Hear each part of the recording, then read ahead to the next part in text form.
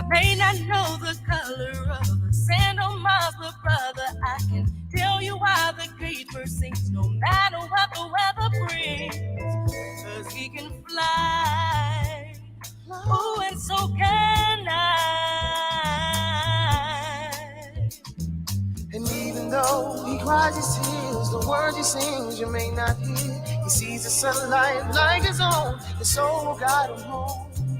I can't fight no wars for money, ego or pride. I pray one day love becomes the bullet that just blows the world away. And we say freedom, oh, freedom, freedom.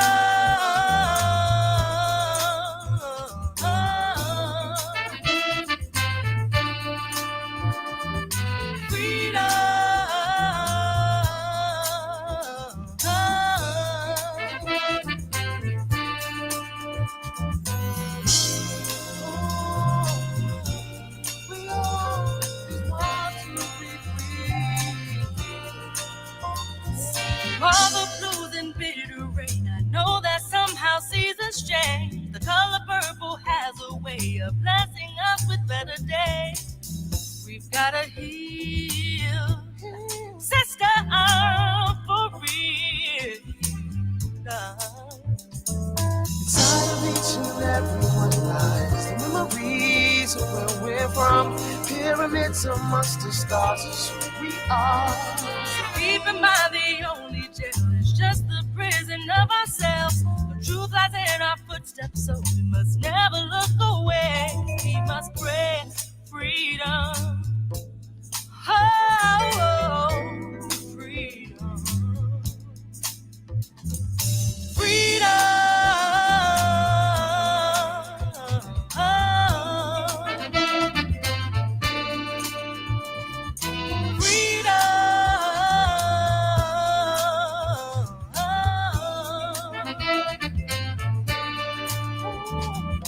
It's alright to love yourself. It's alright to love your brothers. It's alright to love yourself. It's alright to love each other. It's okay to love yourself. It's okay to love your brothers. It's okay to love yourself. It's okay to love each other. It's alright to love yourself. It's alright to love each other. It's alright to love yourself. It's alright to love your brother. It's okay to love yourself. It's okay to love each other. It's okay to love yourself. It's okay to love your brother. It's alright to love yourself. It's alright to love your brother. It's alright to love yourself. It's alright to love each other. It's alright to love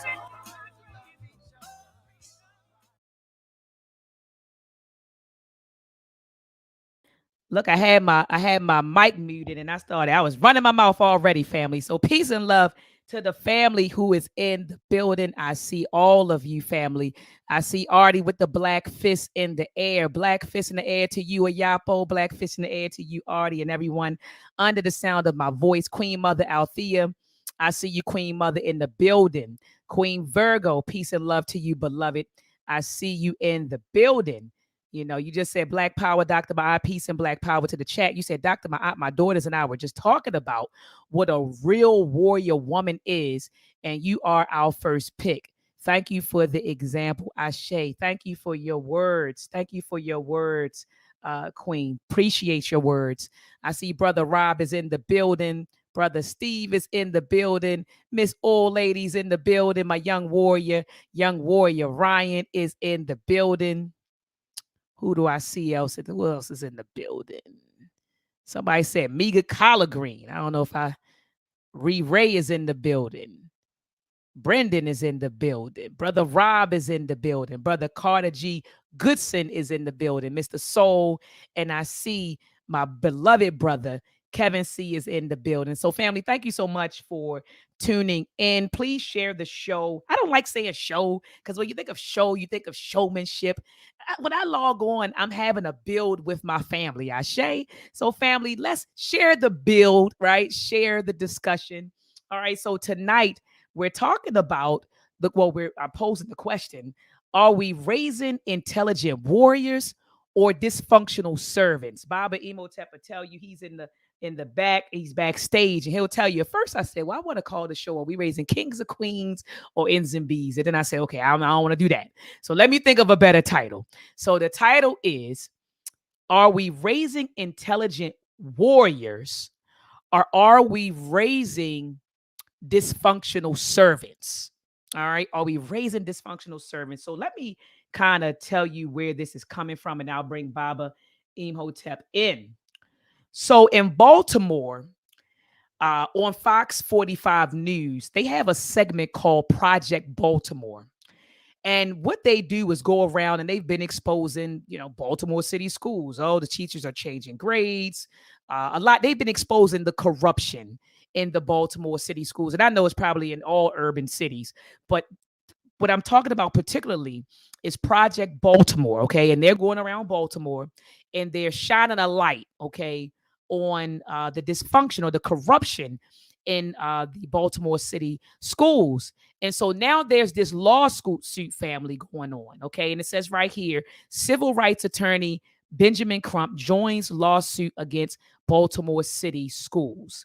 So day in and day out, their parents who are on TV, Black parents, okay, on TV, and they're talking about Baltimore City. Oh, my child can't read. My child graduated from high school and my child can't read. My child can't write. My child can't add. And they're placing all of the blame on the school system, family. All of the blame on the school system. And I have a problem with that because that lacks accountability. Because I want to know, well, what's been going on in your household that you haven't recognized that your child can't read? What is going on in your household where you don't recognize that your child can't write or that your child can't add? What is going on in your household? Because, see, education starts in the home, family. Education doesn't start when your children leave the home and go to school. Education starts in the home. The job of the school is to only affirm, reinforce, and reaffirm what you're already doing in your household. Ashe? And so, anyway, family, when I saw this lawsuit happening and day in and day out, I'm looking at the news and I'm watching parents blame the school system for everything.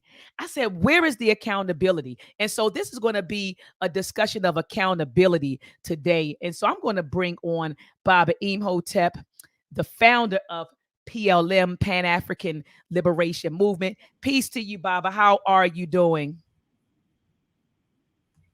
Peace. I'm well, Doc. How yourself? I'm doing all right. I kind of went on in. I know I went on a tangent for a little bit about what's going on. But the question, Baba, tonight is, are we raising intelligent warriors or dysfunctional servants? And I also have Baba Amin in the building. Peace to you, Baba Amin. Peace. Peace, Baba. Peace, Baba Imhotep. Peace. Peace, Dr. Maat. How y'all feeling? Feeling fine, Baba. Feeling fine. So, Baba, tonight's discussion or the question is, Mm. are we raising intelligent warriors or dysfunctional servants? And so Mm. I didn't feel comfortable having this discussion without bringing on the educational giants in our community right now. And that is the Uhuru Academy and I say. PLM. So I wanted to make sure that I had, this discussion with, like I said, the educational African-centered giants in our community. And so beginning with you, Baba Imhotep, what are your thoughts? Are we raising intelligent warriors? Or are we raising dysfunctional servants? What have you seen? Because you've been running programs in Baltimore City for almost 20 years, Baba. So what do you think? What are your thoughts on the question?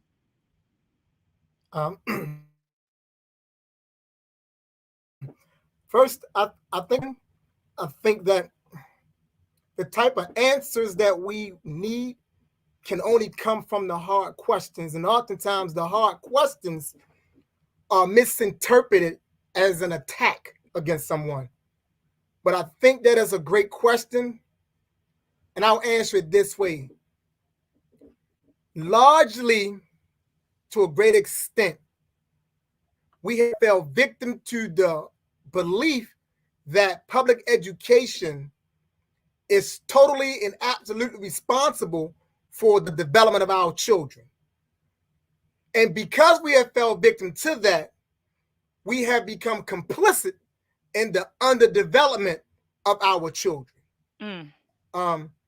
The times that I've spent, for those who I worked at the elementary level, the middle school level, and the high school level.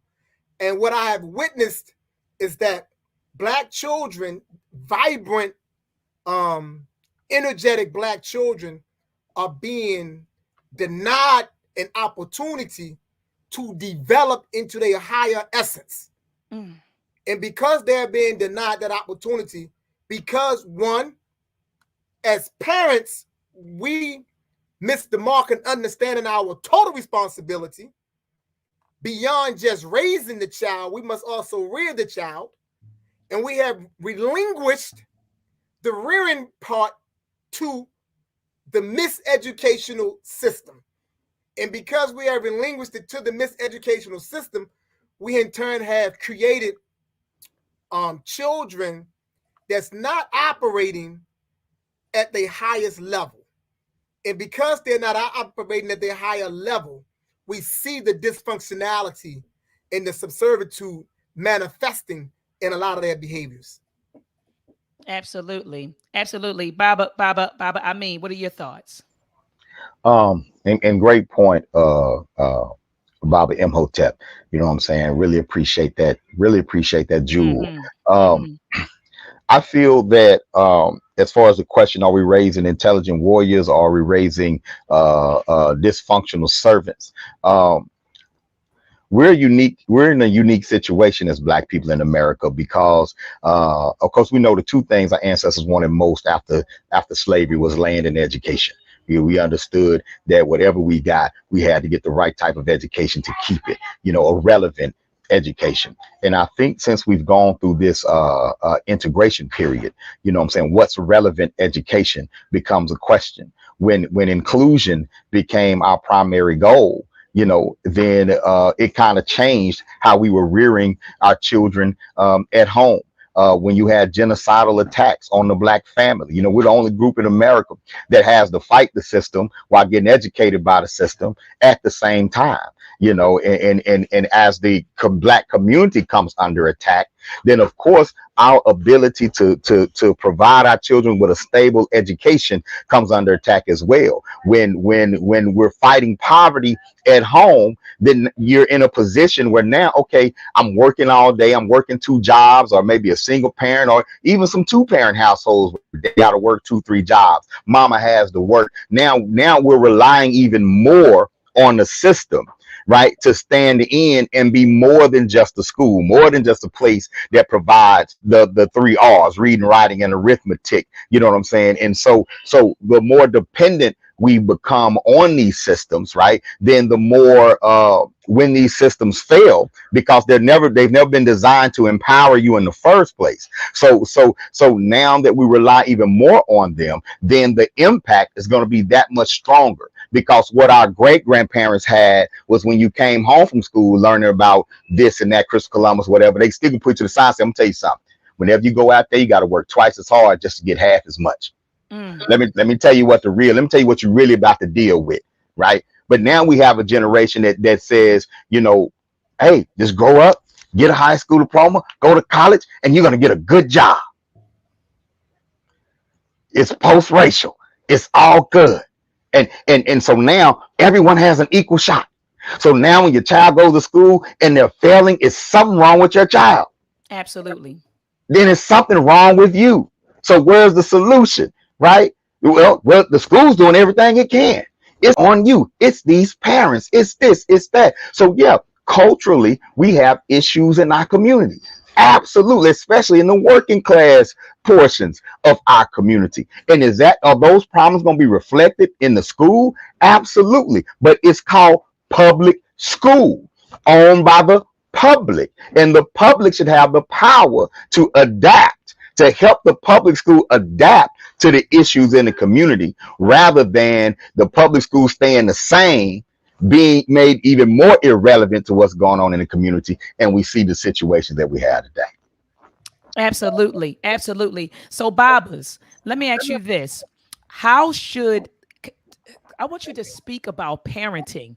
How Hmm. should we be parenting our children? Because a lot of us believe that the only thing that you have to do is provide your child with food, clothing, and shelter, send the child to school, or send the child to church or to the mosque, and that's it. You've done your job. Right. And so, is that it? Because our Bible Imhotep, you clearly said we need to rear in addition to raising, right? So, or in conjunction with raising. So, we need to get in the business of rearing our children. So, Baba Imhotep, could you speak to that?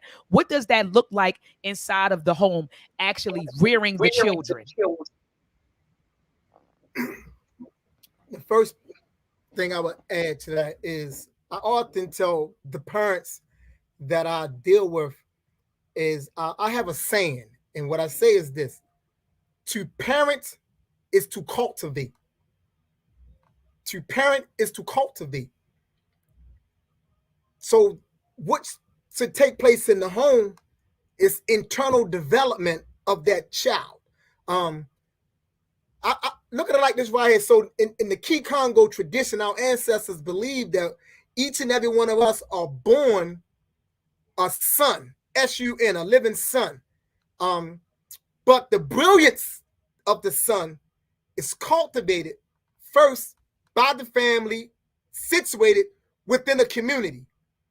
The family is situated within a community, and the community and the family work hand in hand in developing that son and bringing it to its maximum brilliance. And that's done in several ways. Understanding the child needs to be able to know its environment, know itself, and be in tune with its potentials that it came to the world with. So how are we going to parent our children today? We're going to provide them with a safe environment wherein they can explore and tap into all the qualities that they came into the world with. It's my responsibility as the father of my two sons, my younger sons, is to assist them on their path of coming into themselves, to help them maximize all of their potential by not neglecting anything. Case in point, protecting their mind, what they're exposed to, what they see, what they hear is very important. You know what I'm saying? Not placing any limitations on the child. Give an example. My 9-year-old child, if he was in public school, he would be in the 4th grade because he's 9. But my not 9-year-old son is doing 8th grade. He's doing 8th grade work. He's putting his PowerPoints together on the history of Mali, Ghana, and Senegal. He's doing all on his own, right? He's doing computer science, and he's doing that on his own. Why? Because me and his mother, our job and our task is to just work with him to open him up, to not to pour in, to help him go in and bring out what he came to the world with. That's the basis of education. That's the basis of rearing. To rear is to bring the thing to fruition, blossom, to open up. That's to rear it, to guide it, to be a steward of it. That's the responsibility of the parent. And you can do that by making sure that you control the environment to the best of your ability that child must open up within. And as parents, we must make sure we provide the child with clarity about where they are at. We cannot allow our children to operate within an illusion about the society that we live in. They must know the total truth. And when you provide them with the total truth and introduce them to themselves, we're going to produce the best children possible. Ashe, Baba. Great response. Baba, I mean, what are your thoughts in terms of, and there's some people who are coming in the building. Right. The question that I threw out to Baba Imhotep and Baba Amin family is, what does healthy parenting look like, in the household? How should we be parenting our children? So Baba Amin, what are your thoughts? One of the things that we talk to our parents about quite often is making sure that when you look at your child, you understand you're seeing a version of yourself, that you're seeing your ancestors that are returning, an extension of who you are. And also look at your child and understand that that convicts you as a person. You're not just living for you anymore, That's right. right? Right. You're not just living for you anymore. So it's not. I'm still going to the club every Saturday. I'm still gonna do this. I'm still gonna do that. And I can put them in front of a tablet or something like that while I go do what it is that I'm gonna do anyway, right? And recognizing that you're building a family unit. What are y'all goals? What are your goals as a family? What do you want to see your child accomplish? Now let's look at the type of work that it's going to take to get them there. Very few people are going to answer, well, I want my child to be a thug and run these streets. Most people are not going to answer that and say that as the answer. Most are going to say, I want them to get an education. Okay, an education. What kind of education? Come on. What kind of education would you like your child to have? What would you like your child to be educated toward, to do? Where would you like your child to take the next generation of your family? We encourage our families to have a family creed. If you don't have one, develop one. What's your family creed? What's your family philosophy? What's your family shield? We have a project where we do, create your family shield. What symbols are you going to put on that shield? And what do those symbols mean?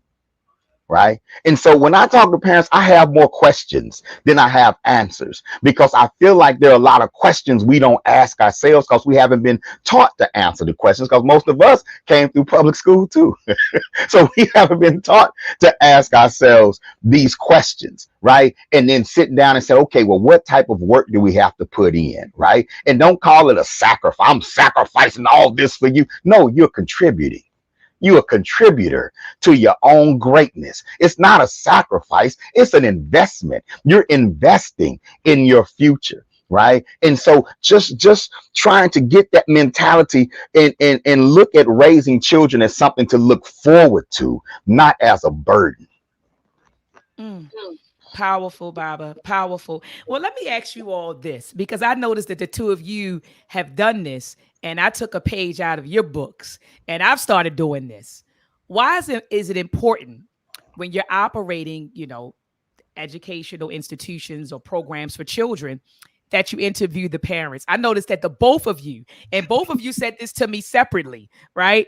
And neither one of you knew that you said it to me. I had a conversation with Baba Emotep, and he was like, look, Doc, I'm running this program, but before I even allow a child to enter my program, I need to sit down with the parents. Baba, I looked at your enrollment form right at Huru Academy. Oh, yeah. Not only do you ask a lot of questions on your enrollment form, but then you have a daggone link for parents to make an appointment because you want to sit down and interview them. And so with the two of you, could you talk to me about why that's important, that prior to admitting a child into your programs, your schools, why do you feel that it's necessary to interview the parent? Okay. And I'll jump on that. Number one, I ask questions because I want the parent to ask those questions to themselves. Right.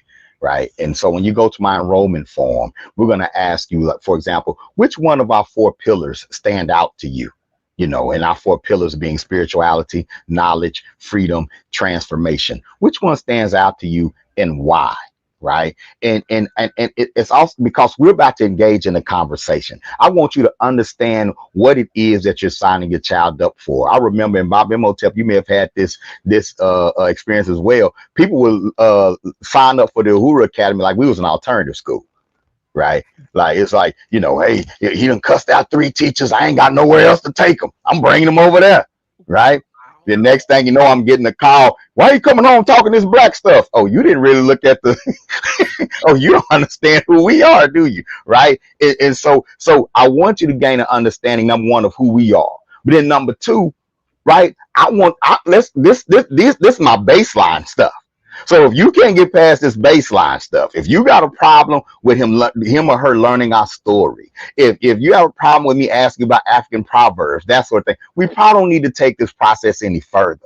But most importantly, I want you to feel empowered when you get done with my enrollment form. I want you to come away as a parent like, man, I do have some beliefs and values. Okay, they want to know that about me. These people aren't playing. And so I think it's just important. I know as a parent, I appreciate being asked the hard questions. I appreciate being asked deep questions because that lets me know the level of work that you're trying to do with my child. Mhm. Yeah. So I want to just add for me an understanding that the child, to back up a little bit to something that Baba Amin mentioned. Yeah, parents typically, in my experience, view this type of work as an alternative, and they typically want to just dump the child onto us. And I've had that happen a lot. So what I've learned through experience is that there need to be an interview of the parent, so the parent can be clear as to who we are and what his or her expectations are. Um, so I interview the parents to make sure that the parent know that this is who we are. We're not alternative. You're not just dumping your child off. That's not what this is about. And I also need to have a sense of the parent's mentality, because the wrong parent with the right child can still harm your program. And at the end of the day, our program, our schools, our institutions, it's not just for one child, it's for all our children. So we cannot run the risk of harming this institution just because we want to just take every child for tuition. If we move in that way, if we're motivated by money, we're going to harm ourselves. So for me, the motivation isn't money. The motivation is a deep-seated love to help our people, to advance us, to push the needle forward closer to sovereignty. And you can do that with children. And so I say I'm going to interview these parents, and they know that you got to be involved. Parents has to be involved in the process. You can't just dump your child here, drop your child off, and you run off and do what you want to do. No, you got to be involved. You got to be committed to something beyond your tuition. You know what I'm saying? That's just part of it. You got to commit to the process. The process has to be the institution, your child, and you. We got to be in a relationship, a partnership. And Jeez, Bible. if the parent is not thinking like that, I don't think that's the right parent for this institution. You know? Facts, Baba. No, facts, Baba. And I had the issue running with, conscious ingenuity in Baltimore City. And Baba, you remember when you were over there one time and the parents was coming to pick out, I think you either witnessed it or I shared it with you, but the parents would come and pick the child up. Now I only have 1 hour with them, 1 hour twice a week. And so we're in there, we're doing character building. They're learning the principles of my aunt. They're learning all this stuff. Baba, I brought you in. You spoke to them on about character. We're doing STEM projects, and I'm talking about, Baba, I mean STEM projects where these kids are building devices. They're utilizing solar panels, motors, all sorts of stuff. And so then you have a parent who comes in, 20 minutes early. I need to come get my kid, or I was in the neighborhood. I'm ready to go home. I got something else to do.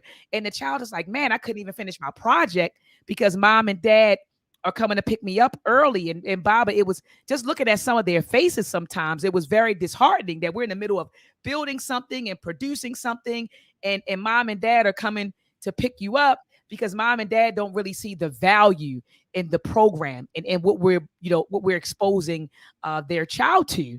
And so I said, well, moving forward at the beginning of the school year, at each of those schools, the first day, we're going to have an orientation where we sit down and we talk to the parents about the program and let them know what we're trying to pour into your child, so that they can begin to hopefully value what we're doing. And what I noticed is that they just simply didn't value the program. It was kind of like, okay, y'all doing some African Center STEM, I'm coming to pick my child up early, we got something to do over here.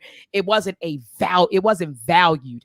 So anyway, Babas, the next question I wanted to ask you is how should we be educating our children? Um what I know, Bob, both of you all have talked about how our education should be linked to sovereignty and liberation. If it is not, then we're not being educated. But I want you to speak to education and what that should do for our children and what that should look like. Okay. Um, Number one, education should draw out what's already inside of us. So that means education must link you, to your past, not just your personal bloodline, but your cultural bloodline to your past. So because the first question that you naturally have is, who am I? Mm-hmm. Right? Who am I? Beyond my name, who am I? Right? Your goal in education is to find out where it is that you fit. Where do you fit in the plan? Where do you fit in the society? Where do you fit in the nation?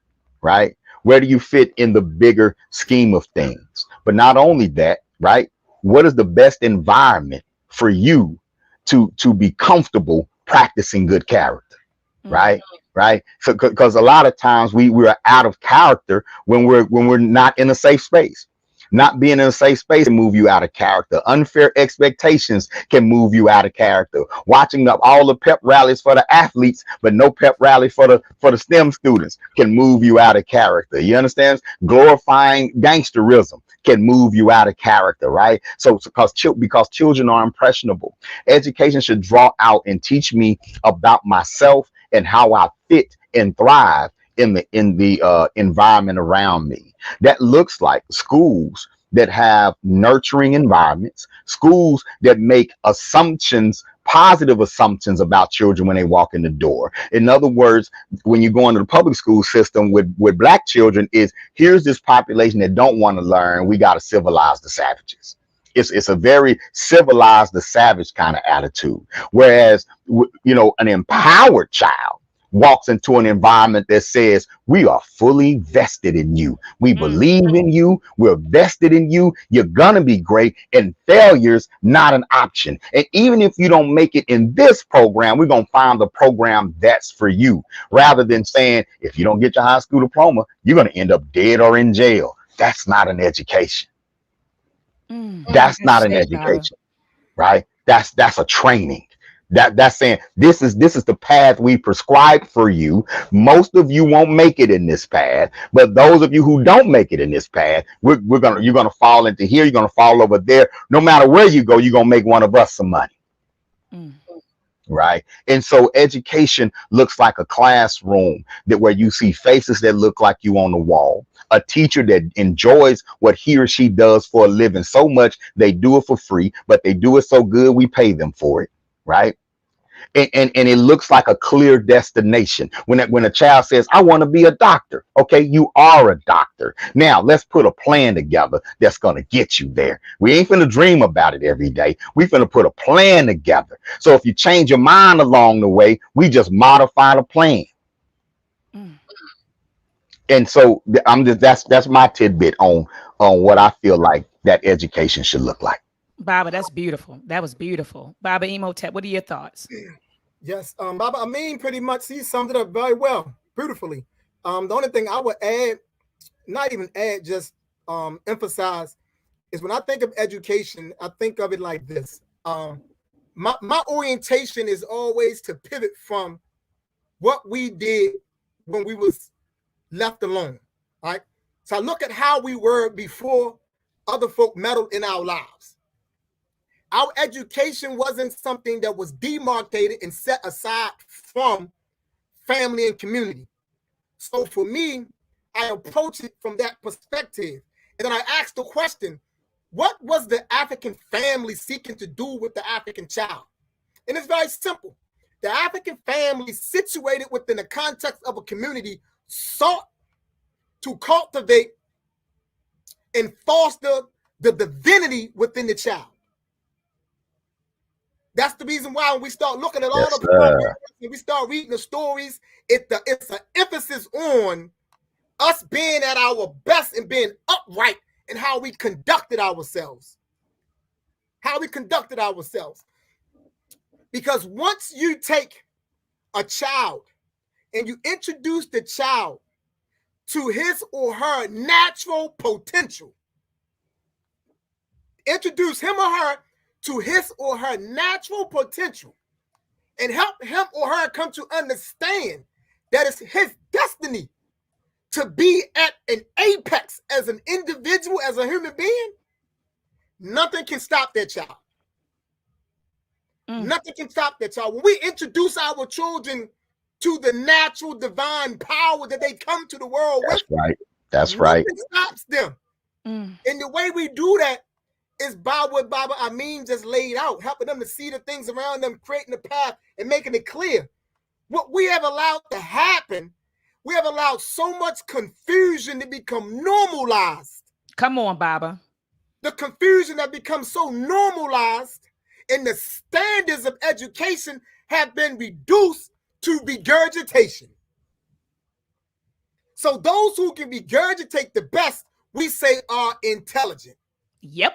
Bingo, so Baba. We have gotten away from the internal cultivation of the being to bring out those natural divine talents and skills that you come to the world with, because each of us in our community, in our community, are equipped with the necessary talents that we need to be the best. Mama, Dr. Maat, Baba Amin, Baba Imhotep. Right. There'll never be another one of us. We all going to be unique at what we do. But each of us came to the world with those ingredients to be the best Dr. Maat, the only one ever, the only Baba Amin ever, the only Baba Imhotep, right? We have to help our children understand that they come to the world possessed with the potential to be the best them. That's right. Okay. That's education. Ashe, Baba. Ashe. Someone in the audience, Brendan Dominic, asks, he said, when does it become beneficial to remove the child from the parent if the parent is siphoning I don't know if he means stifle, but okay, but siphoning, or maybe I have it wrong, the child's educational progression. What are your thoughts on that? I think me personally, when I hear those types of questions, I understand where those questions come from, the frustrations, but it takes a total system and a total functional community to do those types of things. And I think that when we put forth questions that are non-feasible, right, I think it furthers our frustration and it slows us down.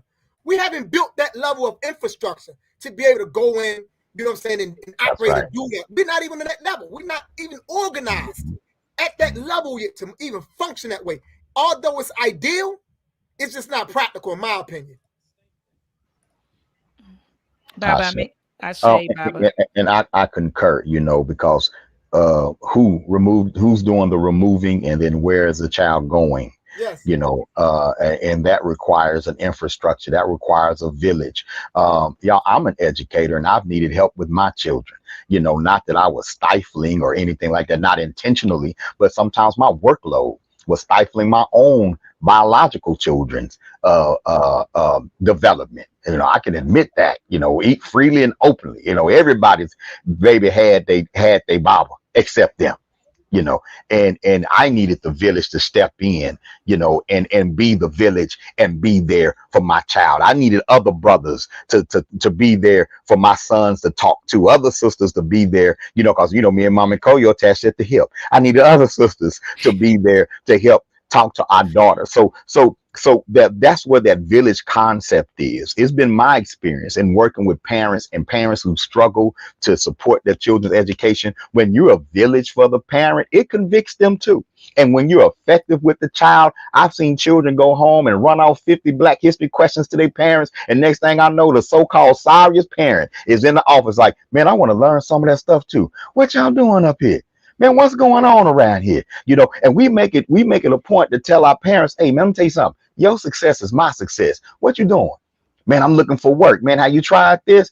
My connections are your connections. Because if you're successful, then your baby can be successful. I can be successful, right? And so I work very hard to not put the parent over here and me and the child over here, or the school and the child over here. We're all in this thing together. It's a partnership. And unless that child is in a place that's like just truly unsafe, we walk in with the confidence that now we can make this work together as a team. Mm-hmm. Yeah. Mm-hmm. Babas, let me ask you this question. And I know, Baba Imhotep, you got to get ready to go. I know you have another engagement at 8 p.m. Do you think that it's possible to still cultivate a child or raise a child who is an asset to his or her family, community, and people while going through the public miseducation school system. So if we say, okay, maybe I can just do this at home, and they go to school and I can try to counter what's being said or done in school. Do you think that that child will still grow up to be an asset to us, to us, our vision, our mission, liberation, sovereignty? Do you think that that's still possible? It's possible. It's going to require some work, and I wouldn't necessarily say that every single child can be, because the truth of the matter is that we are going to lose some people in this struggle. This is real. Like where we at is real, and the assault against us, that's an ongoing assault, right? Absolutely. And that barrage that's hitting these families, right? It's breaking some of us down. So a lot of us just don't have the we don't have the strength. We just can't endure it. So some of us are going to get lost in it, no doubt.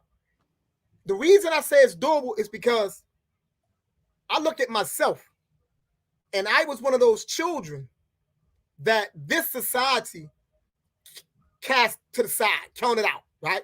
Here you got Bob Imhotep now, in the forefront of educating children, but I only went to their 8th grade. I never had a prom. I never been to college. I never done any of those things.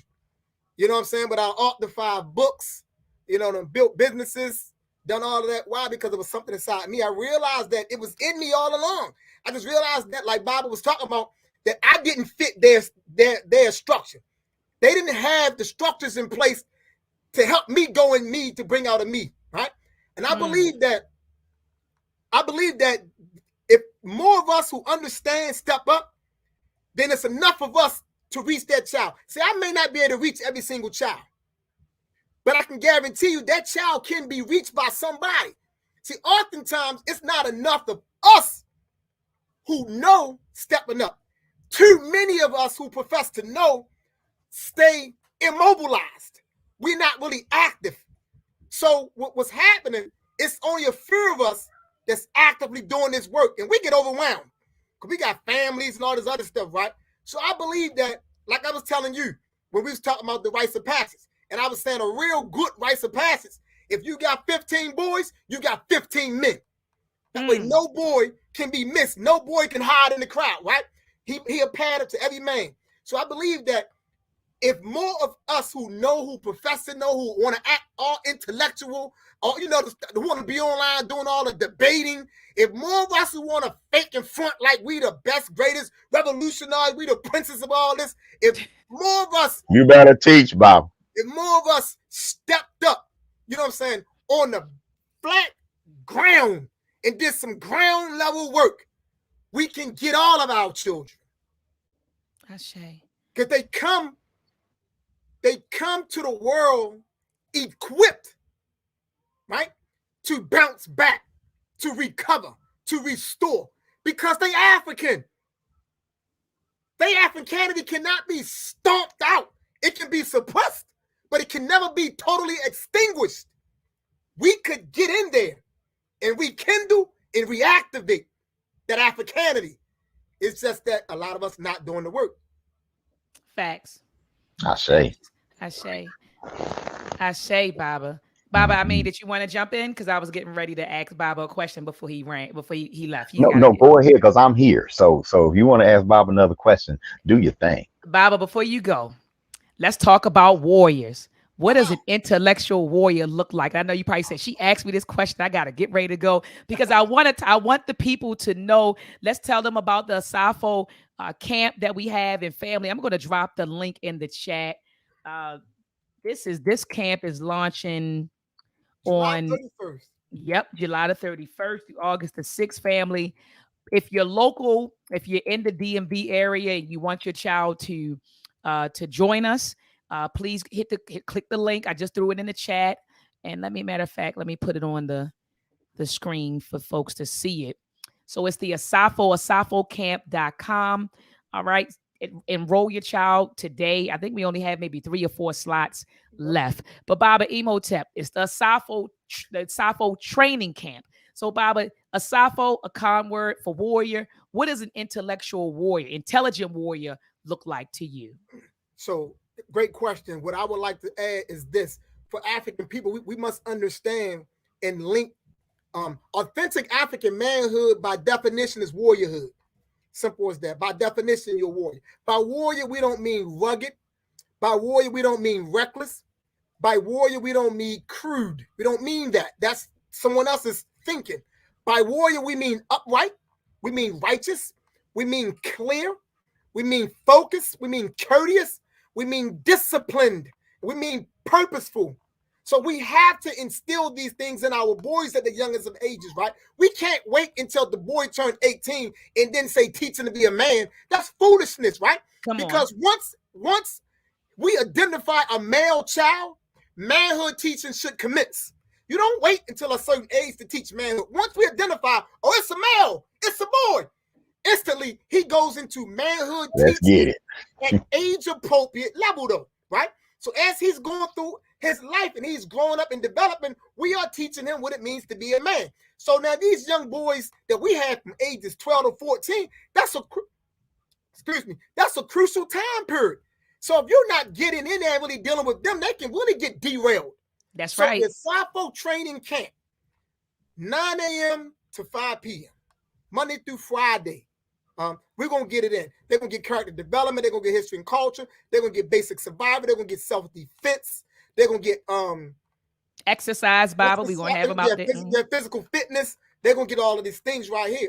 But most importantly, we're going to teach them the fundamentals about what it means to be a man. Because our boys at 12, they a fighter sister, man. We need to help our boys understand you don't hit no woman, right? That's right. We got to get them now, because we don't teach them that now. They're going to keep hitting these women when they grow up. So we got to get into that and teach them that now. You don't hit no woman, right? This is their pushback. Well, shit, she hit me, I'm going to hit her ass, right? We got to get in there and change that thinking. We got to correct that logic. We got to help them to understand that it should even get to the point that she's putting her hands on you, because you should already be on point. You should be wise enough to know how to navigate that situation so you don't be in a position where someone is striking you and then you feel compelled to strike them back. We're going to teach this. We're going to get into that. We're going to get into what they think it means to have good character. Because right now we ain't dealing with good character. We're going to teach them integrity. Do what you do in public is what you do in the dark, right? You don't split it around. You know what I'm saying? You don't come in public and fake one way and in the dark you something else. No, what you do in public, you do in the dark. You know what I'm saying? Because your ancestors still see you, and you better respect them as well. Don't just respect me because you want to do it for me. No, do it because you know it's the right thing to do. That's right. It's good for your being. So this is what we're going to get into in this Asafo training camp. We're going to develop some boys. We're going to make them, when they leave us, they're going to understand what it means to be a man. Even though they're still going to be young, but they're going to be ready to move on that next stage to get it done. That's our task. That's our job. I say, and Baba, I had to pull up the website, Baba. So, family, this is the Asafo training camp, July the 31st through August the 6th. Baba Imhotep and I are going to be offering this camp every summer, and all it's going to do, family, is grow. Okay, all it's going to do is grow. All right, so family, you see our symbol. You see our symbol, Baba. I mean, you see the logo. Baba Imhotep always come up with the best logos. I'm trying to tell you. So when he sent this to me, I was like, Baba, this is fire. So anyway, so you see the shield. We have the about right there. Look at this, family. The core areas of focus, Iwa Riri, that's good character. The 7 principles of Ma'at, the Nguzo Saba, physical fitness, self-defense. We have a study book, African Manhood in the 21st Century. Look at this strategic thinking. So they're going to be playing chess, okay? And we're going to be cultivating the critical thinking skills. We have a schedule up. Family. Look at this. So get your child enrolled today. All right. This is my email address. This is my telephone number. I'm going to click the registered link, the registration link. Oh, no, I got to log in from another account, because what it's doing is logging in as me so I can modify the document. All right. So, family, what I'm going to do is I'll drop the link. Yeah. I'll drop the link in the chat. I'll drop the link in the chat. AsafoCamp.com. I was, Baba, going to do AsafoTrainingCamp.com, but I said that's too long. Just AsafoCamp.com. All Asafo right. Camp. It sounds good. Asafo Camp. Yeah, You got a nice ring AsafoCamp.com. to it. Where you going? I'm going to Asafo Camp. Ashe, Baba. So let me make Yeah. sure. Look, let me make sure I share the audio because we got to talk about the summer, the Uhuru summer camp that's getting ready to Yeah. come up, Baba. So I'm gonna play the commercial, and family, we'll be right back. Mothers of humanity. We are the fathers and mothers of civilization, and there is no civilization without science, technology, engineering, the arts, and mathematics. African-centered STEAM is what got us here, and African-centered STEAM is going to take us where we need to go. The Uhuru Academy and Conscious Ingenuity have teamed up to launch a live, virtual Black History and STEAM camp for youth ages 7 through 16 from July 18, 2022 through July 29. Tuition is just $60 a day, and students will learn the history of Black people in STEAM and receive a STEAM kit delivered to their door that will include microcomputers, LEDs, nodes, and more to work on projects with Dr. Oyamaya of Morgan State University. Our glorious past meets our limitless future. Go to uhuruacademy.com to enroll today or call 682-233-5054 for more information. The most valuable investment you'll ever make is in your child's mind. Peace. Ashe, Baba, Ashe. So, Ashe. look, Baba, let me bring this over here. So go ahead, Baba. Look, family, I must drop the link in the chat. Baba, I don't know if you want to Yes. add to the commercial, but I'm gonna drop the link. Look, I'm gonna drop the link in the chat because I think it said everything. Like, Right. It covered it, right? But family, look, we get started next week. It's not too late to enroll. You can enroll midweek, as far as I'm concerned, right? But it's not too late to enroll. Yo, a Black history and STEAM, our glorious past meets our limitless future. Ancestor reverence first thing in the morning. Turn up exercise, then academic enrichment. We're going to get your baby's math and reading levels to you. Then it's African history using our Sankofa for Success curriculum, and I deliver that, y'all. We deliver that with energy and have fun. And then we get into STEAM with conscious ingenuity. They're going to crack open that STEM kit and they getting in there with one of the best. Y'all know that Dr. Maat can drop knowledge, but like her whole job is to create engineers. All right. It's one thing to have an engineer, but to have an engineer that creates engineers, I'm just saying, right? So this is exclusive, okay? And then you get more academic enrichment. Then we dismiss. It's gonna be so fun. They're gonna look up and they're gonna be like, it's 1 o'clock already. Like, yeah, right. But we're also getting them in a learning space. School's right around the corner, right? We want your babies walking Black in the school, whether they're coming into the Uhuru Academy or going back into the public school system. You know what I'm saying? We want them walking in with confidence, with a plan, right? Ready to go, hyped up about learning. Okay. And then you got to get with us about our after school programs and stuff like that so we can help keep them hyped. Because some of our public schools going to try to kill that energy. We got to keep that energy going, but we're going to get them so hyped up. We're going to bring them up here.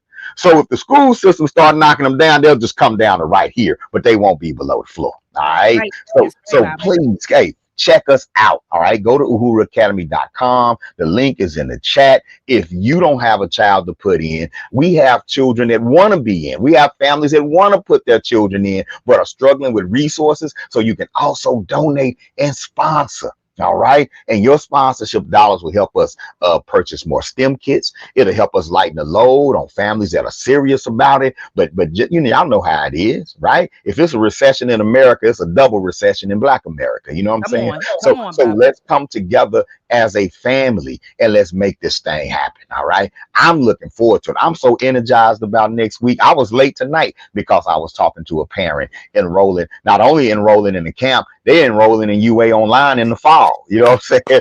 So I had a double one going on, Dr. Maat. I'm like, hold on, Doc, I'm coming, but I got to reel this one in, right? And so just it's just an exciting time to be a Black educator, an independent Black educator. This is a movement, y'all. Come on, Baba. And look, family, his Cash App is on the screen.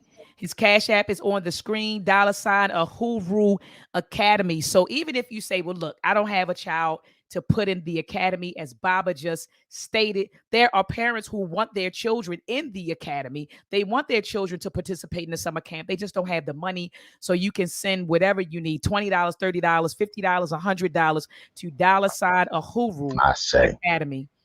All I right. say, And look, I Baba, say. I want to show you this real fast. I ain't gonna give it What's up? away. We already look, Baba. We have the slides ready. Uh-oh. Yeah, Baba, Uh-oh. Baba, Baba. Oh, We see, have the slides. I should have uploaded one of my sneak Look, peeks. look, look, Baba. Look. We had the slides ready. Uh-oh. We had Uh-oh. we had the Oh, slides it's ready. looking great. Hold on, It's Baba. looking great. Look at this. Make a This list of all the words you can spell from the word below. Oh, that's cool. look at this. Look at this. This is the mini computer, Baba. Hold on. Yeah. See, we're not playing, family. This is quality stuff that we're doing. Yeah. We're not playing. Look at Not this. at all. For the Look at set. this. Look at this. We're not playing, Baba. Oh, they're gonna have so much fun. I'm looking forward. Two of my children are coming to the camp. I'm looking forward to them learning. Look We at this. waiting on our. We sitting by the mailbox waiting on our STEM kits now. It should have came today, Baba. Yes, I'll probably hit tomorrow. Okay. Those who don't get it today hit. I have parents calling me. When are the kids? Are the kids coming? Like the kids are coming. Yes, Baba. Yes. Look So at this. Baba, it's beautiful. Look at that. This is what our Right. babies. I'm Yeah. Baba. We And y'all, ready. this is what virtual education is all about. The public school system, when COVID hit, they gave virtual education a real bad rap because they wasn't ready for it. And so Right. you had children at home, Dr. Maat, just getting on a computer and the teacher saying, all right, go do that. And that's it. Mm-hmm. No interaction whatsoever. Y'all, we've been virtual at the Uhuru Academy since 2015. We know how to do virtual education. We're Oh yeah. interactive, we're live, right? We know how to keep young people engaged. This ain't your public school system's virtual experience. All right. Jump Mhm. on this camp, and give us a reason to do it again and Absolutely. again and again and again. I'm looking forward to it. Same, likewise, Baba. And I do want to say this. Let me mute you, Baba. I always mute you when I hear some feedback. But this is what I wanted to say to the people, Baba. Family, please do not let you. This is a pet peeve of mine. I can't stand when folks they don't put their children in anything, any type of enrichment program during the summer. I take issue with that, family. Our children should not be around the house on their phones playing the game state the game station or whatever, the game PlayStation or whatever. Shouldn't be playing that all day or watching TV all day. Please make sure, family, and I'm just pleading with my parents right now, get your children, our children, involved in something enriching. So there's a lot of camps out here. You have the Asafo camp going on, the Ahuru Academy, they have their camp going on. We have a bunch of camps in Baltimore. I'm pretty sure maybe some camps in your area, some in person, some virtually. Please don't have your babies laying around in the house all day on cell phones, on the game, watching TV, running around outside and coming back. Make sure that during the summertime, you expose our child, right, to something that cultivates their intelligence, something that piques his or her interest, right? Something that propels or motivate them to aspire to be the best of themselves. That's what we need to be doing. Okay, I that's what we say. need to be doing, Baba. Go ahead, Baba. No, and you asked the question earlier, can we have our children in the public school system and they still come out and be assets, right? And I did want to speak to that a little bit. And I want to Please say do, Baba. absolutely. I Please, want to say Baba. absolutely. Absolutely. I mean, we have too many examples of it over the years for us to say no. But the issue is not enough. The There we go. issue is not enough. And systemically, the enemy understands that, and that's what that's what we need to understand. It systemically, they understand that they're chartering, they're counting how many prison beds they're going to have by looking at the third grade reading levels of black boys, right? They're looking at the third grade reading levels of black boys, saying those who are not on reading level, that's how many beds we can go get funding for, right? And so Mm-hmm. they're projecting. The enemy projects what these outcomes are going to be. What we need to be about the business doing is flipping that pendulum. And that's where African centered empowerment based education comes into play. right? We may always lose some. That may always happen, but we want to turn out enough assets that's going to move the needle in our community. And that's the issue, that with the public school system, yes, there are brothers and sisters coming out doing great things, but are enough coming out to actually move the needle in our community? Are enough Absolutely. coming out to help us economically? Are enough coming out to help us culturally? We're fighting popular culture every day. That's a battle as My, an educator that I have to engage in every single day. come on, Baba. And this right here, this device, Hmm. Baba, I just want to take the device from these kids and just throw that device out the door, Baba. I Because like you said, Yes, you're fighting it and it's everywhere. It's amongst the peers, but it's the idiot box as the old folks would say. So they're getting it from the television, yes, they're listening to the radio, but it's yes. this, Baba, this phone. So Dr. parents, Maat, so I'm parents, I dealing just with, want to say, hold on, I just want to say this to my yes. parents. Be mindful, parents, Hmm. of the power of this tiny, tiny device.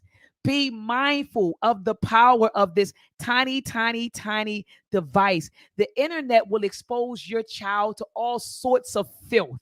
I didn't had to put the parental guidance Bible on Jalen's phone because I didn't caught him watching some stuff, some anime. You get what I'm saying, Baba? Some inappropriate anime that was at his fingertips. All he had to do was just go onto YouTube and it was there. And once he watched one video, YouTube started feeding him the other videos. So I had to go on and block that stuff.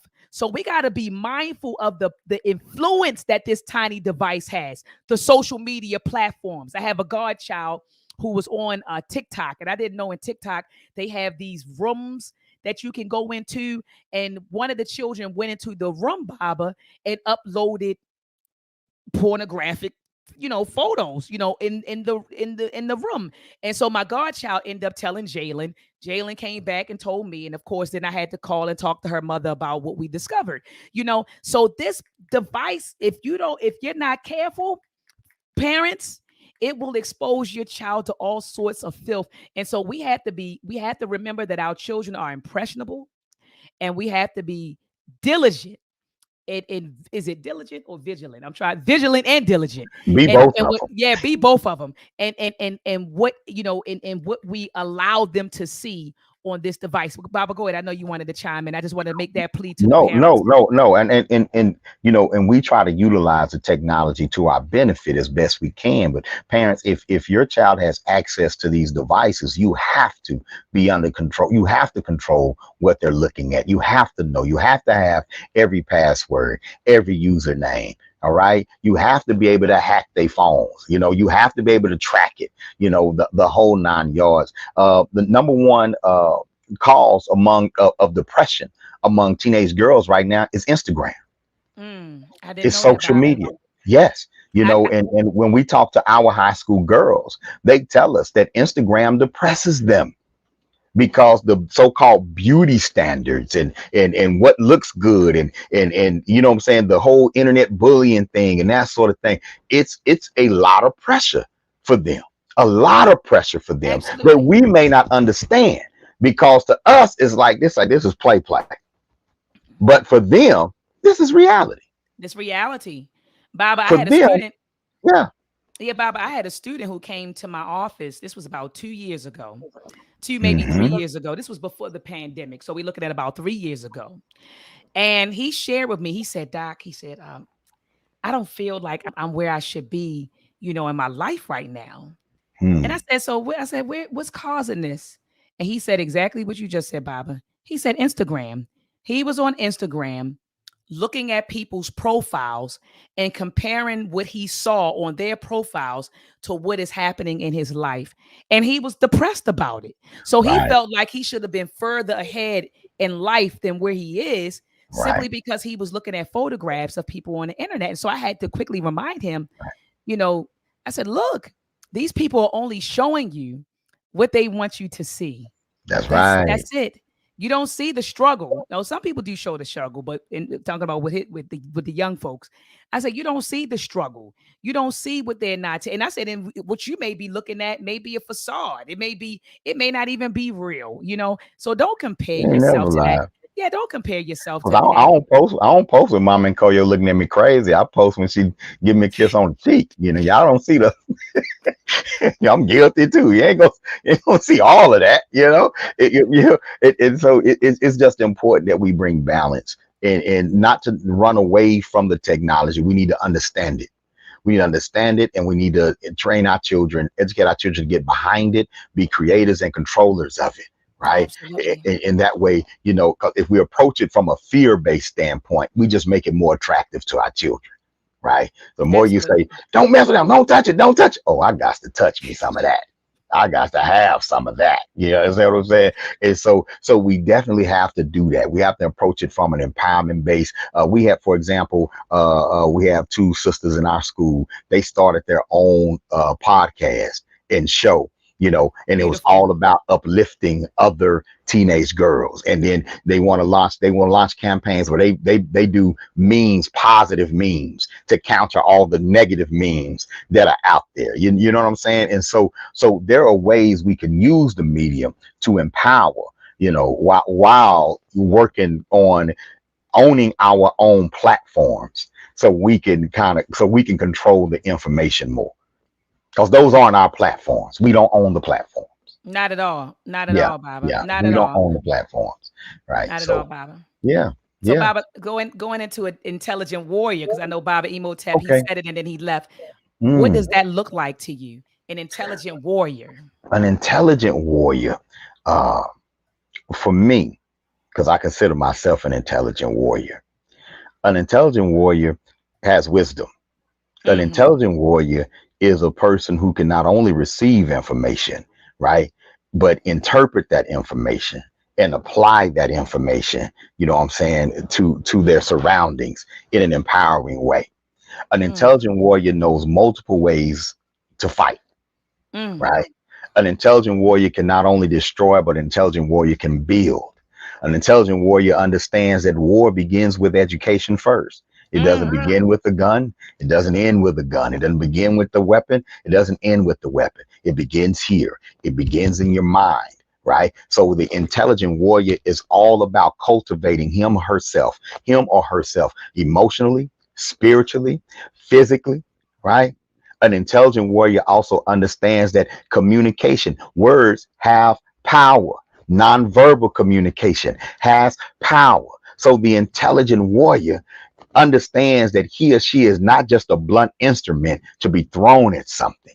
The intelligent warrior understands that he or she is an institution within themselves and they play a powerful role and they have to train.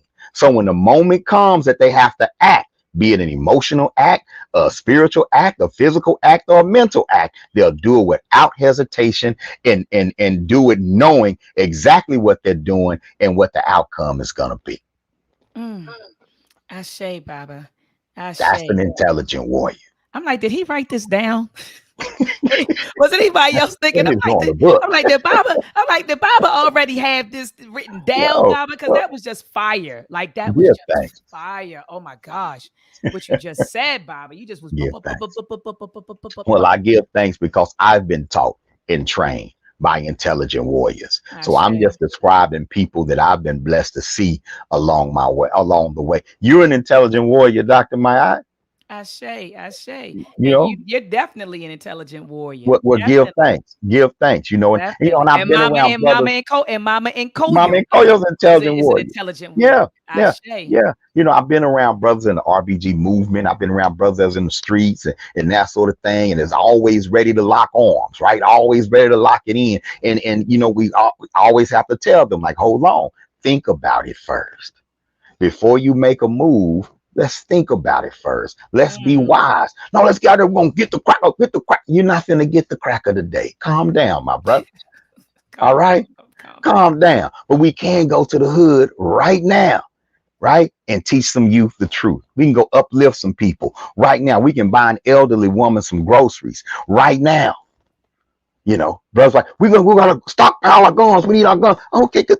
Calm down, right? But you got your guns ready for them. But what if they cut off the water first? Baba, come on. What if they close the supermarket, Baba? Come on, What if they just everybody. what if they just surround the community and let nobody in, nobody out? So perhaps we should be stockpiling canned goods too, and stockpiling food. You can do that right now. Absolutely. So there, if you're gonna have a militia, you got to have provisions. So let's stop and think about those provisions first, right? The intelligent warrior. The intelligent warrior gets ready for the long fight, not just the short fight. The intelligent warrior ain't trying to go to jail so they can say free Baba Mean like they said free Huey. I don't want to be on a t-shirt. That's not my goal. We romanticize those things. Absolutely. We romanticize those things, and then so I see a lot of young activists who come out here wanting to go to jail like to get a stripe. Well, how different is that than the young gangster that wants to go to jail just to get a stripe? No, the goal is liberation by any means necessary. And the intelligent warrior understands that the community needs him or her here for as long as possible.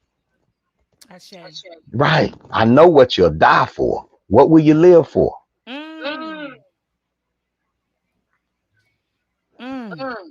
What will you live for? I said, I know what you'll die for, but what will you live for? What will you live for? And education should teach our children what to live for. Ashe, Baba. I'm over here like Ashe. So family, you heard it, family. Get your babies, our babies involved and give them the proper education. Baba, I'm a huge advocate for African-centered education. I'm always telling people, pull your babies out. Yes, absolutely. Pull your babies out. Let me tell you, I want to read a quote before we end. This was something I published online. This is Dr. Jacob Carruthers. This is what he said. And peace be upon his soul. May the ancestors be pleased with his work. He said, the African, no. It may not have been Jacob Carruthers. Was it Jacob Carruthers? Yes. I was looking at the wrong quote, family. So Dr. Jacob Carruthers, he said, our people are subjected to an educational process and content that deforms African minds. He says this is so whether the student fails or succeeds. That is, the A student is as much, if not more, damaged than the F student. So, Baba, what I always encourage parents to do is get your child out of their school system. Brother Malcolm X said that only a fool will allow his enemy to educate his children. Carter G. Woodson said, we're the only people who hand over the minds of our babies to our oppressor to educate them. He said, we're the only people that do it. Even with the Chinese, what I was informed from one of my family members who teach in the county. I don't want to put everything out there what she shared, but she teaches in a particular school district in the county that's about 30 or 45 minutes away from where I live. And she told me that the Asian kids, they attend the public school system. And she said, then a bus pulls up, Baba. She said a bus pulls up at around 3:00, gets all of the Asian students. And then those Asian students are transported to another school where now they're focused on their culture, their history, cultural immersion. Yeah, their agenda, their mission, their purpose. And so, but we don't do that. We send our children to that system. And then when little Ray gets home, he drops his backpack down at the door and he runs outside. And then he's outside until the sun goes down. And then he comes in and then we're telling them take a bath. Because that system you're paying your taxes to won't even provide Ray with extracurricular that he can get involved in because he made a 69 on his report card. Come on, Baba. And they don't see the importance of Ray having somewhere to go. And they'll say, because Ray didn't pass a class, we're going to snatch away his extracurricular activity. Well, the extracurricular activity was his motivation to go to class. Exactly. Right. Exactly. And so that's intentional. Okay. That's intentional. We pull your children out of the public school because the public school system is operating as an enemy to your children. Black failure is big business. That's the most blunt that we could put it. They have Say that again, Baba. monetized. Baba, you gotta say that again. Say that one more time, Black Baba. failure is big business. They have monetized your child coming and going. The smart ones, well, I'll say the ones who get the A's, this the brain drain. They're not gonna get A. They're not making A's for you. All right, they're making all them A's so they can go and work for them. The ones who don't make the grade, oh, we monetize their failure too. Number one, the young lady that ain't gonna get out of the community, let's put her on subsidized housing. You think all that money come from the Fed is going towards her well-being? Of course not. That's a money grab. The young brother go to the prison, man, prison, multi-billion-dollar industry that has many, corporations invest in prisons, right? The young athlete, oh, we like that. He going to the NCAA on a scholarship. And you know how much money black bodies bring racist colleges every year in this country? And then when he blows his knee out, doesn't win the Heisman, he end up right back on the block talking about, yeah, I was cold back in the day. Facts. Right? Facts, black failure is big business. And when you begin to empower black children, you're messing with somebody's pockets. But the most effective boycott we could organize, and some people love to boycott, what if we boycotted kindergarten and first grade for 1 year in a public school system? You know how much money that is. The average public school student brings in about between $12,000 and $20,000 a year for that school. Teach, Baba. You know how much money, a $1 billion, you want $1 billion boycott? Let's just keep black first graders at home. Let's go down to the church and turn it into a satellite school. And let's just do a mass boycott of the first grade. They'll be knocking on your door talking about, okay, what y'all want us to do? Baba, that's a fact. That's a fact. What y'all want in the curriculum? Black power. They'll do it. They'll be more militant than you. They'll be more militant than you when that money stops. If you live in a state like Arizona that has 100% school choice, if you black and in Arizona, go snatch your child out of school right now. They're going to give you a $7,000 subsidy. You can use that and enroll your baby in UA online, or y'all can start some schools. The church can become a school. Facts. Go get your tax dollars. I would take that. Look, if I was in Arizona, I'd take that $7,000 and I'd be right in it. I'd be right online enrolling in your academy. Yeah, we can make it happen. And the thing about this too, Dr. Maat, if we could go get our tax dollars, right? Now the public school gonna say, what do y'all want? What do y'all need? Because now I have the power to not only take my child, but take the money with it. Mm-hmm. Because a lot of people don't know this, Dr. Maat. Nobody really gets kicked out of school before the end of October. Like, watch. When the semester begins, everyone goes, ooh, Ray doing good. He ain't getting in no trouble, girl. Ooh, Ray doing good. Then about November 5th, Ray coming home suspended for 3 days. Or about to get third party. They be like, what happened? Well, he's doing this, he's doing that. No, I'm gonna tell you what really happened. The money drops at the end of October. Everybody that's on your enrollment, everybody enrolled, the subsidy comes at the end of October. When the subsidy hits the school, it's time to kick everybody out. Who look like they ain't gonna pass the standardized test? Ray, next time he sneeze and don't say excuse me, kick him out of school. Who else like they ain't gonna pass? Lisa? Well, you know what? I bet she won't. We could put her in special ed. Let's go ahead and put her in special ed. She won't count against the test if we put her in special ed. Baba, they do that to a lot of our babies. Man, they you just better label believe them. it. Yep, they put them right in special ed. Yeah, who can we label with a learning disorder? Because then the subsidy go from 12,000 to 20,000. Because you learning disabled now. Wait a minute, their parents ain't really all that involved. They parents, mama in the projects, daddy locked up. Oh yeah, we can get all kind of money out that child. Ain't nobody gonna ask no questions. Who's gonna ask? Nobody's gonna ask any questions. Because the assumption is something wrong with black children anyway. So if I tell you that a little black boy can't learn, you gonna believe me. Y'all don't get me started. Don't get No, me Baba. started, Dr. Maya, No, Baba. about It's a fact. the education system and reasons why you should pull your children out. Any environment that'll recommend drugs to amend your child's behavior is dangerous. Come on, Do you, Baba. do you give your baby the blunt when they hyperactive at home? Then why you let them get them the pill when they hyperactive at school?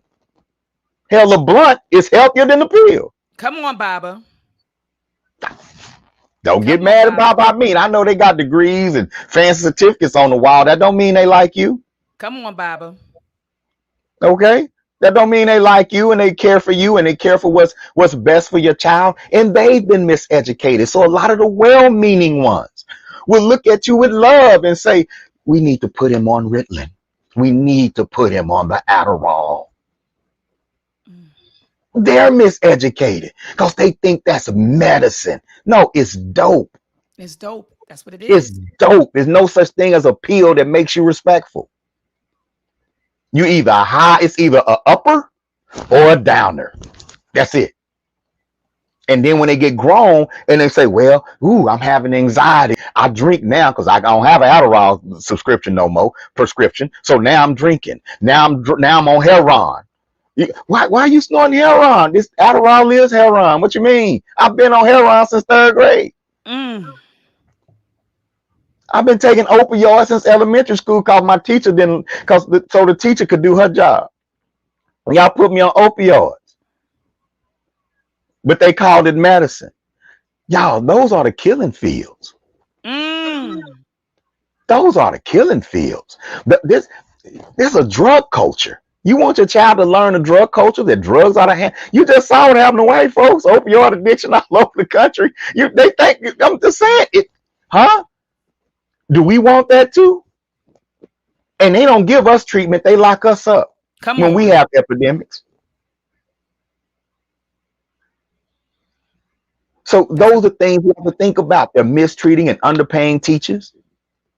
When you do get a principal in an urban school that starts making a difference, they move the principal. I had a principal sit me down in Fort Worth, Dr. Maat. He told me, say, man, I got 96 students in special ed. This was a junior high. He said, I got 96 students in special ed right now. 6 of them belong in there. mm, mm, mm. He said, Bob, this school's a failing school, but it's a cash cow. This is a cash cow for the district. They can hide money over here. Nobody's looking. Mm. I had a principal hit me up the other day because I'm just people be telling me stuff, Dr. Mike. I had a principal tell me the other day, man, we had the ACs went out at the school. I saw the invoice they did to fix the AC, and it was $100,000 for a week of work. You think that's what they $100,000 for 1 week of work on the ACs, signed off by the so-called district manager. Mm. See, if you want to get your public school budget is probably the second or third largest budget in your city. And it's the easiest one to steal from the inside, especially when you got failing urban schools and nobody's asking any questions because everybody's assuming that those children are failing because the parents are sorry and the children don't want to do the work. Mm. So yes, parents, you are accountable. You are so accountable that you need to pull your children out of that Come system on, and Baba. figure out something better and greater to do. Look, if we can beat slavery, we can beat public school. Come on, Baba. If we can beat Jim Crow, we can We can beat be public public school. school. And Baba, I just want to say that it's no excuse anymore. Remember back in the day, the excuse was, I don't live near an African centered, I don't live near an African centered school. So I can't put my child in an African centered school. Well, African centered schools are now online, Baba. They're now online. That's The right. Whole Rule Academy is online. That's Freedom right. Home Academy is Online. online. That's right. Akaben is online, and there are dozens of Mhm. other. I think is it the Kamali? Bob, I don't know if it's called Kamali Kamali. Academy, shout Kamali out. Academy. Yes, They're online, family. So we don't have to put our children in the enemy's full system. Baba, I got to take a commercial break, Baba. I say. Yeah, got to take a commercial break, Baba. These are the people. Let me get out of here. Here we go, family. Black people are not only the fathers and mothers of humanity, we are the fathers and mothers of civilization. And there is no civilization without science, technology, engineering, the arts, and mathematics. African-centered STEAM is what got us here, and African-centered STEAM is going to take us where we need to go. The Uhuru Academy and Conscious Ingenuity have teamed up to launch a live, virtual Black History and STEAM camp for youth ages 7 through 16 from July 18, 2022 through July 29. Tuition is just $60 a day, and students will learn the history of Black people in STEAM and receive a STEAM kit delivered to their door that will include microcomputers, LEDs, nodes, and more to work on projects with Dr. Oyamaya of Morgan State University. Our glorious past meets our limitless future. Go to uhuruacademy.com to enroll today or call 682-233-5054 for more information. The most valuable investment you'll ever make is in your child's mind. Peace. Ashe, Baba. Ashe, Ashe. So, I Baba. say So, Baba. the most valuable investment you'll ever. I know y'all on the Bitcoin and the Dogecoin and all that stuff, but I'm gonna tell you something. The most valuable asset you have, the most valuable investment you'll ever make, are the investments that you make in your children. That's a Period. fact. That's a fact. That's a fact, Baba. And so, family, you see the Uhuru Academy online and Conscious Ingenuity virtual camp on the screen, family. So this is what the video was talking about. The camp starts on Monday, but it's not too late to enroll your child. All right. And so you can see that Baba has the schedule up here in the morning from 9 to 9:15, ancestor reverence. They had the turn up exercise, academic enrichment, African history, which is going to focus on STEM, family. That's Okay, right. because you know that African people, we are the mothers and fathers of STEM. All right, and so then we're going to do STEAM with conscious ingenuity. I'm probably butchering it, Bobby. You know how you flow through this much better than You're I do. doing great. You're doing great. And so at the STEAM of conscious ingenuity in the afternoon, then they'll be exposed to more academic enrichment, and then they will be dismissed. So, family, I've dropped the link in the chat. I'm getting ready to do it again. Family. Be sure to enroll your child today. Like I said earlier, please, family, don't have the babies sitting at home playing on their cell phones all day, riding down to the neighborhood pool or outside, or they give them. And I'm not saying that there's not anything wrong with your children going outside and getting in the pool, but they need to be involved or engaged in some sort of enrichment activity or some sort of I enrichment say. program. So, family, this is your opportunity. It's a virtual program. If you do not have a child, that you can put in the Uhuru Academy, but you want to sponsor one, I'm going to put Baba's Cash App on the screen and in the chat. You can sponsor a child. Daggone, Baba, did I spell it I right? say. Yes, I did spell it right. Okay. Oh, I you're spelled doing it your right. thing. You're doing Yeah, your thing. look, You're I spelled it right. producing. You're hosting. You're guiding, taking us on a tour of the website all at one time. Don't sell yourself short. You're handling your business right now. You're Thank handling your you. Look, business right look, now. look, thank you, Bob. I feel like I'm all over the place, right? Feel like I'm all over the Moderating place. the chat, like you're doing your thing. You're doing your. My hat's off to you, ma'am. Hats off to you. Appreciate it, Baba. But Baba, do you have any closing words? I saw that we got up to 75,000 people. We're back down to 60,000. Some people, Baba, when we started talking about parenting and raising kids, they said, "Pew, 15 Yeah, get up people." out of here. Like, ooh, it's getting a little hot. It's getting a little hot around here. Might have been a few public school administrators in there too. Like, he know about the kickback. Yeah, hey, hit dogs holler. It's okay. Come It's on, okay. Baba. Yeah, hey, you know what? I just want to say that black love is black power. That's That's just right. on my spirit right now, y'all. Black love is black power. And when we say black love, right? I'm not just talking about male and female relationships. I'm talking about loving our children so much that we keep them safe regardless of the consequences, right?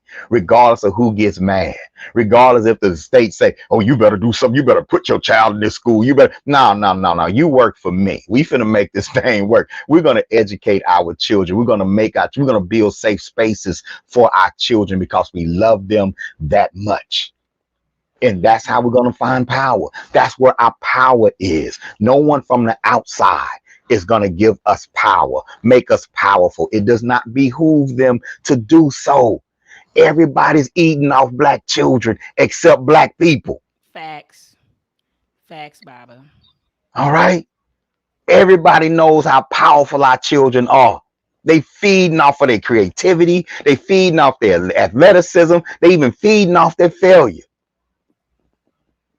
Facts, Baba. But as soon as you start proposing programs whether return on the investment is coming back to you, oh no, you're militant. Oh no, you can't do that. Facts. Come on, y'all. We can't do it like that. We can't allow that to happen no longer. And it'll only stay that way as long as we agree. As soon as we disagree with the current arrangement, we can change it. We just got to disagree with it and then change it. That's all. Big white boogeyman ain't gonna stop you. Watch. He's just like the wizard. You know the wizard on Wizard of Oz. Oh, welcome to Oz. Then you look behind the screen, there's a little old scraggly old white man with a bullhorn. Stop being intimidated by the bullhorn. These are your children. These are our children. That's right. Period. This is our future we talking about. All right. That's And right, so, Baba. y'all, we have solutions. We're always enrolled in the Huru Academy, K through 12. We graduate our children. All right. K through 12. And we're building our program. Teachers, educators. Y'all want to join the team? Y'all, I want y'all to give me some problems. You know the problem I want? I want to not have enough teachers when school starts. I want to be walking around like, oh my God, what am I doing? I don't have enough teachers. I have so many students. They done signed up. I don't have enough teachers. Y'all go on and challenge me to get some teachers. I got some teachers ready. Please let me call some of these instructors and say, oh, you got a job. Walk out of their classroom. We got you. I want to go get the best. I want to pluck. I don't want to just take their students. I want to take the teachers too. I want to take the administrators too. I want to pluck them dry. And I'm backdooring and getting contracts with some of them too. So we hit them every way. As long as our children, and I'm trying to get in the school system, I'm trying to take children out the school system. We're trying to hit them from every direction, Dr. Maat. Beautiful. Beautiful, Baba. And look, I just want to shout out Brother Jakim. He said, stop participating in their world and create your own. Ashe. Come Baba, on. Ashe. Like, that's what we should be doing. I sit back and I talk, I was talking to my family members about this.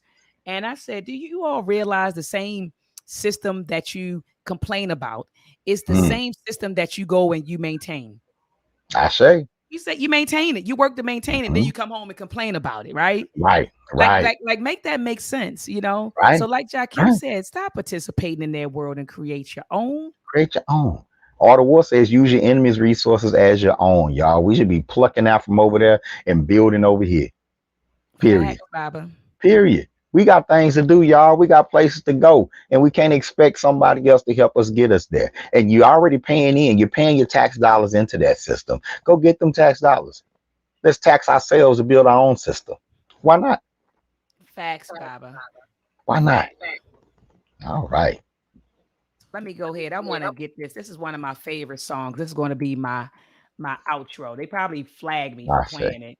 You know how YouTube flag you.